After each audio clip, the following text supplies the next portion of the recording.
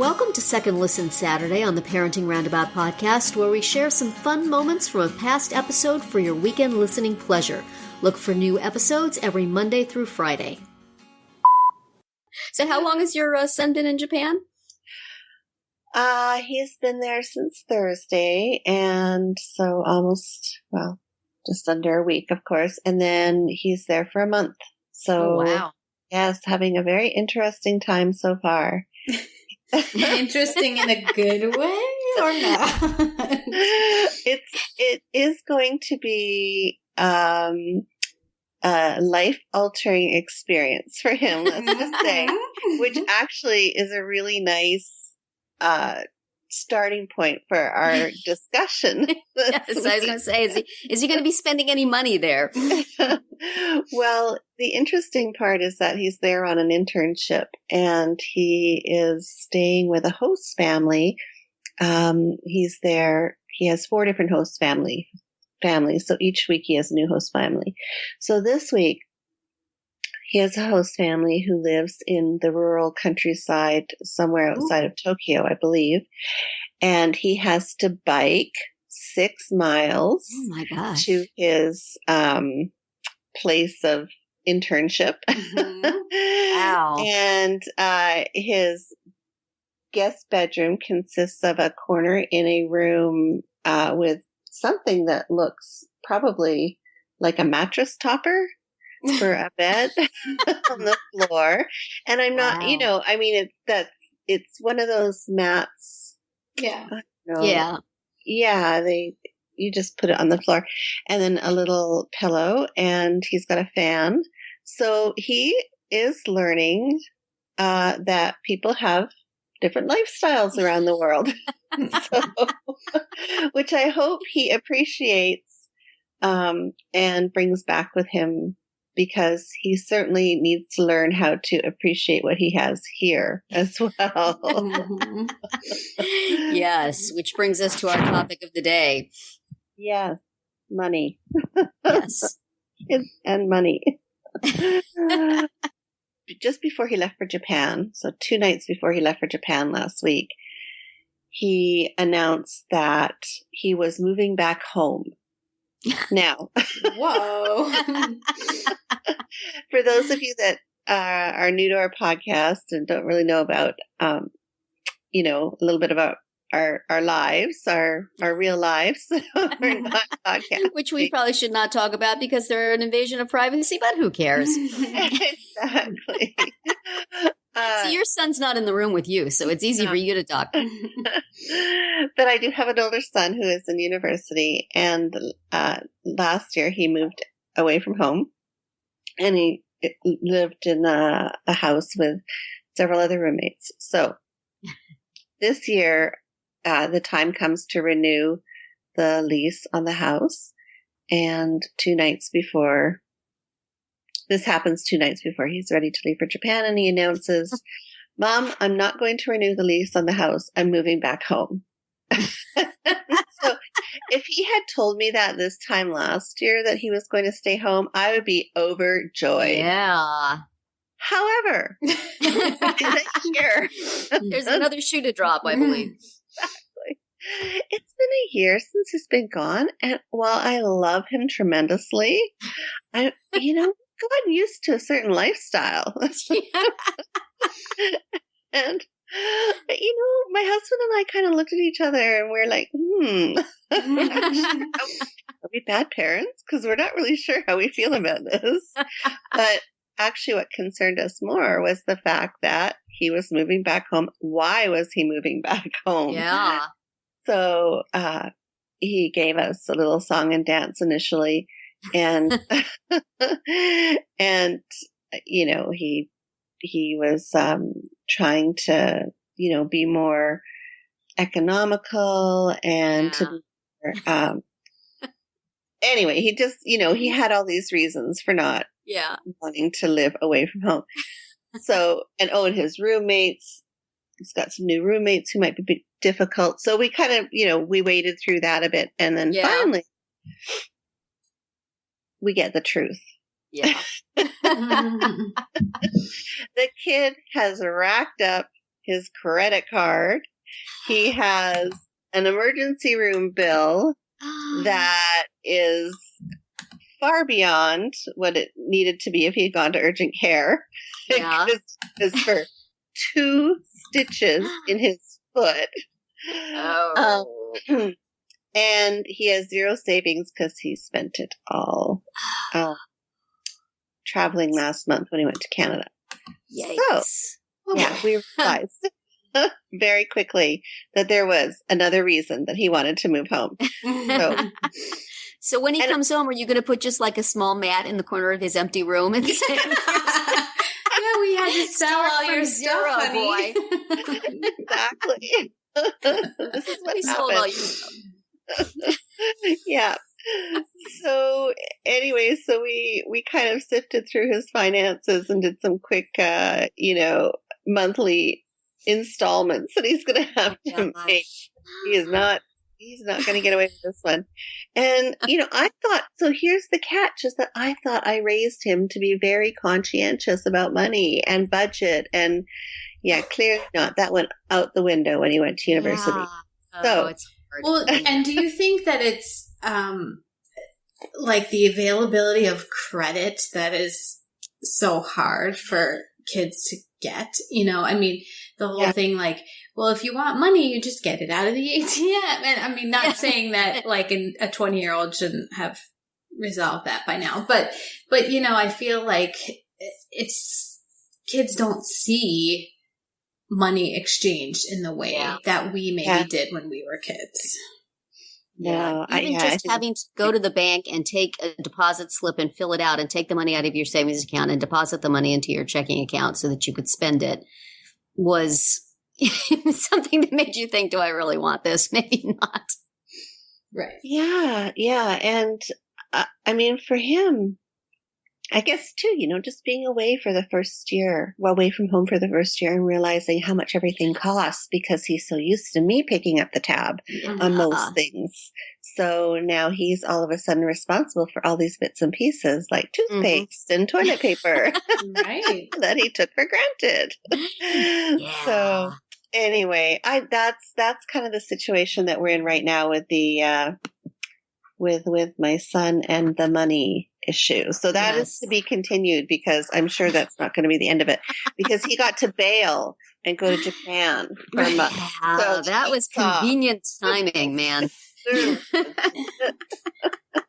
see, I also I feel like I have that issue too because what you mentioned about things like now he has to buy toothpaste and now he has to buy toilet paper. Like I have a hard time delineating with my kids what is a necessity that I pay for and what is something that they want that they should pay for. Like the other day I had to clarify with my daughter that underwear is a necessity, agreed, but underwear from Pink is not.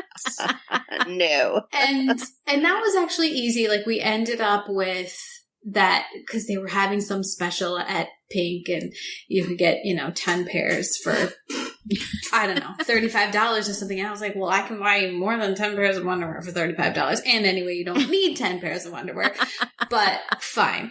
But we ended that, okay, I would pay for half and she would pay for half. Well, and that way, I was basically paying for the necessity part of it and she was paying for the upgrade part of it. Oh, I like that. That's a good way to do it. But love it. Then we went to the mall and there was a line out the door at Pink. So we didn't actually go to Pink because my daughter actually said, I don't want to wait in this line. I was like, okay, good. I'm glad because I don't want to wait in it either. We went to Sears to pick up some underwear. Right. Exactly. But, and that was pretty easy, like here's what's something I'm willing to pay for and something I'm not. But I find that there's a lot of fuzzy stuff, like birthday presents for her friends or makeup and like grooming stuff, right? Because as we've said, toothpaste, that's a necessity. But when she wanted to like whiten her teeth with the special stuff from the dentist, that's not.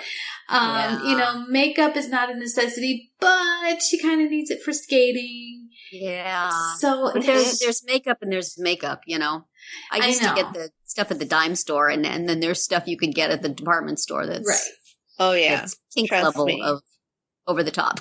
Yeah, right. Well, she and her friend did spend like an hour online waiting for the Kylie Jenner lip kit to go on sale. See, I would just personally draw the line. No money from your mine is going to anybody remotely Kardashian related. Right. That's just, well, find another celebrity with a makeup line. I did not pay for that. But then the other challenge is letting the kids use the money they have in the way that they want it. Right? I mean, so they get an allowance, and then they want to buy things like Kylie Jenner's lipstick. And I don't think they I don't think they need them, or they're a good use of their money. But isn't the whole point of giving them an allowance, teaching them how to spend their money and not Well, Catherine, aren't you going to tell the audience what your son wanted to spend his money on? I don't think he wanted to spend his own money on the new alpaca that we apparently are getting to live in our backyard. Now, let's be specific. This isn't like some brand name for some fancy new thing. This is an actual animal that he is convinced should be living in our backyard by the time he gets back from vacation, where he is right now. There's so many upsides to that. How much does an alpaca go for these days? How much birthday money does he have to save up? Well, the cheap one that he found on the website, he's like, Mom, this one's only $1,000. And I said, like what's wrong with him? What's wrong with him? Because some of the other ones are like $8,000. And like he has a name. He has a name. It's Lorenzo. You want to stay away from the Kylie Jenner brand alpaca. You want to just get the good, solid, Target alpaca. Well, and I said to my son, I said, is this all an elaborate scheme to get me to agree to buy you a guinea pig? And he's like, maybe. Because he's been lobbying for a guinea pig or a hamster or some little small thing. That's a good business strategy. I know. I gotta give props to that. That's a kid who's learning something.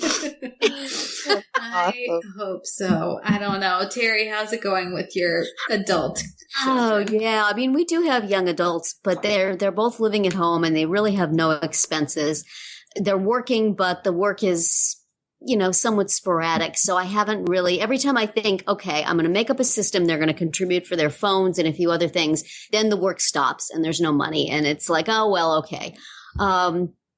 So basically they have money from the money they've earned that they can use for their personal items. Like if there's a shampoo my daughter wants, she just goes to Walgreens and gets her shampoo. Or, when my son was at college, he would go buy his own lunch with his debit card. And I really liked that. That's really nice. Or to be able to say, hey, we need something at the store. Somebody go out and get it. And they take their debit cards and they go out and get it. Mm-hmm. I like that a lot. But in terms of learning how to use money, there really hasn't been a steady enough flow of it. I know I have an ongoing issue with my daughter. Anytime she gets a little iTunes money build up, she blows it on TV shows, and it drives me crazy just because you're not going to watch it enough to make it worth that much money. Do you know how many songs you could buy for that money, young lady? And whereas for, she's like, I wanted it. I have the money. I bought it. What's the big deal? Right. But it's, it just it overflows her hard drive, and then she just deletes a bunch. Oh, you spent good money on those TV shows. And it's just like, Scrooge McDuck. But, so that's been an issue. And certainly with the debit cards, especially when your kid has, all the work money is going into one account, and then suddenly it starts to look like a lot of money, and they think, well, hey, I can spend this. Well, let's take some of that and put it in savings. Don't spend all of that on TV shows. So that's been a little bit of an issue. But other than that, my son, who is sitting here listening to me, but he and I have had this conversation personally, has, he saves up his birthday money, his graduation money, every money he gets. And then periodically he buys a bunch of things for his key collection, which is great. But it's like constantly in my mind is he's got all this money built up. Just buy something, will you? I'm getting tired of keeping track how much money I owe you for things. So he's like the opposite, you know. He sits on it for a really long time. He could definitely buy an alpaca with his own money. Don't give him any ideas, Terry. He's sitting nodding his head, so I may be in trouble now. Yeah, don't show him that picture of Lorenzo, because he is it's a pretty cute cute. face. Yes. Yeah. I think we don't have the yard, and also we have an excitable dog who is, you know, already does not like other species in her backyard. So Species. Which barely she's tolerates demonstrated. Well, I'm think feeling the very alpaca's sorry for Lorenzo. I'm sorry that he's not going to be moving into your house there, Catherine. No, he's not. there's probably a virtual alpaca you could pick up somewhere that he could take care of. There's a whole app called Alpaca World that you could play. There is not. There is. There is. Is actually, my daughter was super into it for a while. Yes. It's called Alpaca World. I should remind my son about that, actually. There you go. That you can do. And but she's clean up after. And plus, they're all like different colored. Like you can get, you know, pink and purple and What? oh yeah, on the on app. Alpaca World. In the Yes. real life. You're thinking in real life. No, not in real I'm life. still back in real life mode because I'm feeling You're so still sorry for thinking about Lorenzo. And that's how I end up with so many pets at my house. That's right. So has anybody found, just other than what we sort of naturally figure out for ourselves, a good authority on teaching young adults about money? Are there books that anybody has read? If not, readers, tell us what you've liked on this. Listeners, tell us what you like on this topic. If you found something that's good, because I feel like, you know, the way I approach every parenting problem is by buying 2 or 3 books with it. This is my money management problem. I buy books about it and then I don't read them. So yeah, I do use an app called iAllowance to help keep track of their money, which a friend recommended to me, and it works pretty well. Just because I never could remember exactly when to give allowance and how much I had given the last time, and do I owe you, you know, $4 from 2 weeks ago, and when you're out and around with your kids, they never have their money with them, right? Right. They have it at home in their piggy bank or whatever. So with this app, you can see, okay, right now you have this much in your spending, cool. and you can divide it between spending and charity and saving. But that's another thing, like what's spending, what's saving, like what can you use your saving money for that you can't use your spending money for. So, it's not perfect, but it definitely, it helps, I think. Yes. As we discussed last week, save up all that money because you'll need it for your wedding. That's what I tell my kids. You may want to buy a house someday. You may want to buy a car. You may want to have a ridiculous Italian wedding. Put the money away. Just save it. Just in case.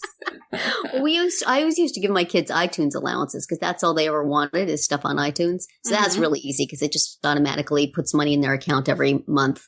But now they're sort of off of that, and so they don't get anything, but they do get a little bit of pay here and there.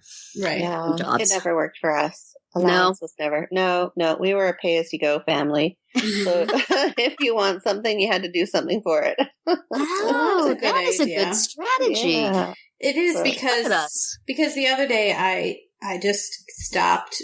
I just turned off the allowance in the app. Like I just made it stop putting its automatic money in because I was so annoyed at. I asked one of the kids to do something and they dragged their feet or they didn't ever do it. I'm like, forget it. Like, I didn't tell anybody. I just turned it off. So that could come back to bite me later. We'll find out. Yeah, this is the thing with kids. They don't sort of like in the moment, they don't grasp those issues. Certainly there's a lot of adults who don't either. Right. But, you want to be able to say, do this or I won't give you money. And there's like a 50-50 chance your kid will say, okay, fine, I don't really need the money. Right.